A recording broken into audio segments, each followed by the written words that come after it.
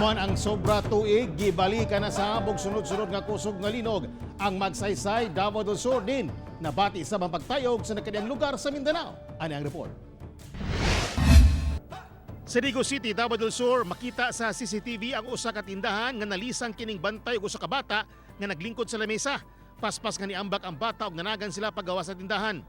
Makita sab ang pagkatagak sa mga nakadisplay nga dilata. Giliyong ng gawa sa mga tao sulod sa mall sa Davao City, diyang nabati ang kusog ng pagtayog.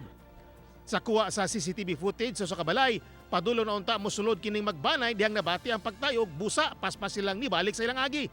Sa kuha sulod sa mga balay, makita ang pag-uyog sa ceiling lights sa Christmas tree tungod sa kakusog sa pagtayog. Sa Mlang Cotabato, 16 ka mga balay nga gama sa light materials na nangadanyo sa pagtayog kagahapon. Nangahugno ang pader ug nangaliki ang salog. Duha ka balay ang mitakilid tungod nahugno ang pundasyon niini. Doon na say nahitabong landslide sa bukid. Ang sitio Biyaw nga gipuy-an sa tribong Manobo daan ang nadanyo sa linog niadtong 2019. Sa Coronadal City, gilayon sab ng gawas ang mga nag-shopping o mga personahe sa ka shopping center diyang nabati ang pagtayog. Nakuyapan pa kining usa ka empleyado tungod sa grabing kahadlok. Sa General Santos City, usa ka misimba sa Fellowship Church sa Barangay Lagaw, nakuhaan ang paglihok-lihok sa tubig sa container nga anaa sa water dispenser. Nabdansad og linog samtang nag-hiking sa Mount Luay sa Santa Cruz, Davao del Sur, si Kapusong Real Sorotse.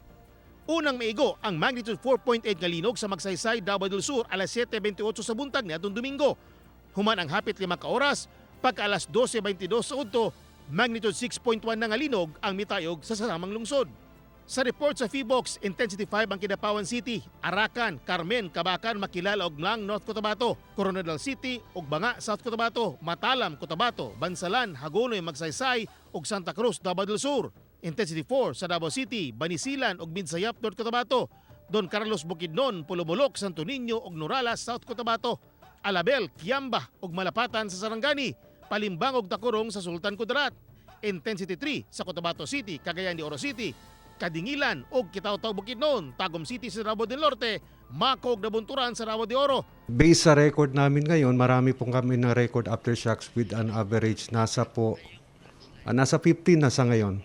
Starting kahapon hanggang ngayon with a maximum intensity, with a maximum magnitude of 3.5 magnitude yung mga aftershocks niya and down. Ako, si Teco Campo para sa One Mindanao.